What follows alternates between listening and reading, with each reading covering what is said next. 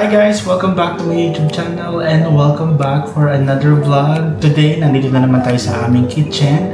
And for today's vlog, magluluto po tayo ng chicken feet adobo or paa ng manok. Adobo paa ng manok para sa ating dinner for tonight. So samahan niyo ako guys at magluluto tayo ng chicken feet adobo. Unang-una, so guys, pakita ko sa inyo ang ating mga rekado sa ating lulutuing chicken feet adobo. So, unang-una, meron tayo ditong 3 kilos ng chicken feet. So, balilinis na yan guys. Binili namin yan sa Western Supermarket. And then, meron din tayo ditong maraming maraming ginger. Slice ko na siya ng maliliit.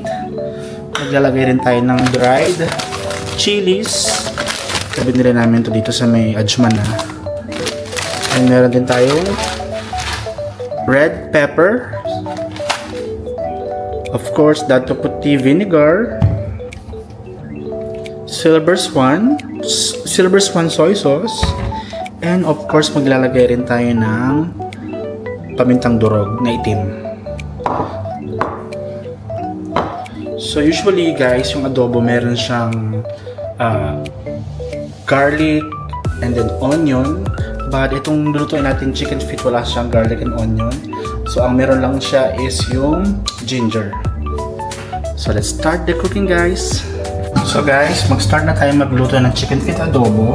So madali lang siya, very simple. Lagay lang natin lahat ng ating mga ingredients. Sama-sama na siya.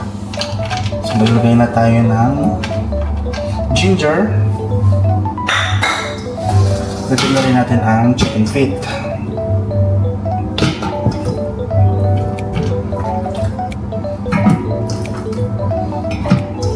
Lahat na natin yan. Bali 3 kilos itong binili namin sa Western Supermarket.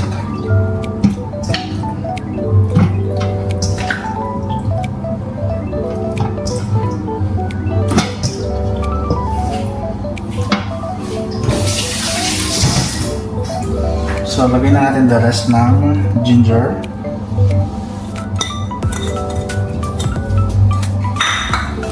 Lagay natin ang pamintang durog na itim. Maglagay tayo ng red pepper. Ayan natin. Masarap ito kasi medyo manamis-namis ito eh. Then maglagay na tayo nitong dried chili. Ayan. Kunti lang din siya. Ayan.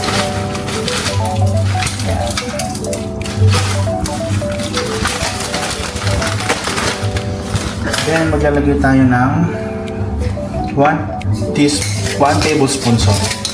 So maglalagay tayo ng 1 tablespoon ng brown sugar.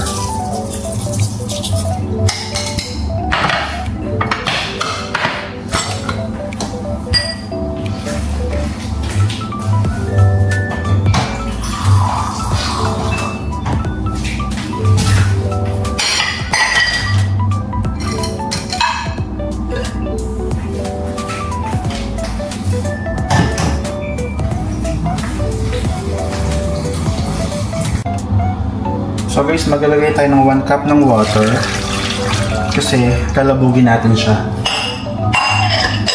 Lalabugin natin siya later. And then, pag maluto-luto na yung, pag malapit na maluto yung chicken, tsaka natin lalagay yung vinegar. Maglagay rin tayo guys ng 1/4 cup ng dark soy sauce.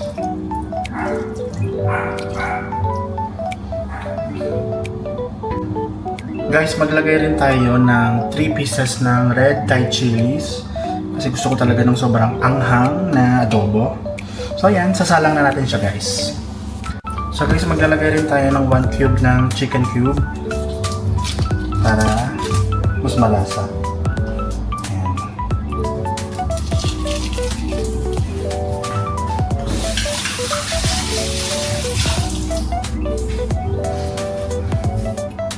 And guys, sasalang na po natin siya dito sa ating portable cooker.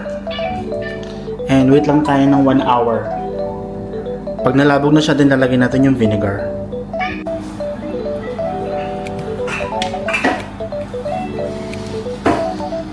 So guys, luto na ang ating chicken adobo. Chicken feet adobo.